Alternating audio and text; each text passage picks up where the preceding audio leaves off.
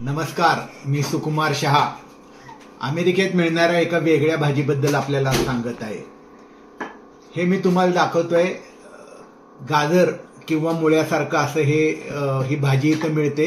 याला म्हणतात parsnip. Parsnip ही तशी पुरातन भाजी आहे। युरोप आणि युरेशियामध्ये बऱ्या प्रमाणात ही उगवते।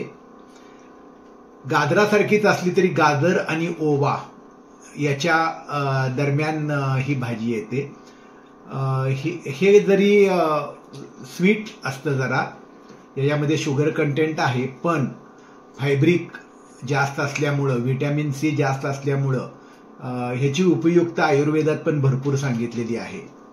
यामुळे डायजेस्टिव्ह सिस्टीम चांगली होते, ब्लड कोलेस्ट्रॉल कमी होतं आणि आपल्या हृदयाला हे चांगलं असतं। सॅलड म्हणून, याची भाजी म्हणून हे खाल्लं जातं।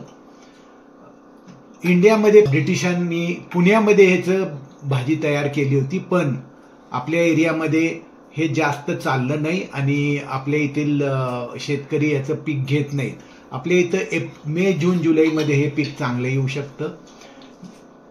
तर अशी नवीन वेगळ्या प्रकारची भाजी मी तुम्हाला दाखवतो। ही मोडत नाही लगेच, गाजरासारखी फायब्रिक आहे चांगली आणि खायला मी जसं सांगितलं तसं थोडी स्वीट असते।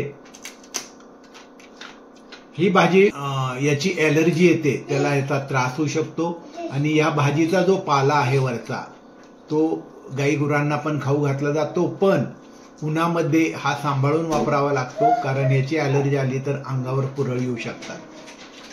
सर्वगुण संपन्न अशी ही भाजी आपल्या सॅलडमध्ये जरूर असावी, जी डायजेशन आणि हृदयाला नक्कीच चांगली असते। नमस्कार।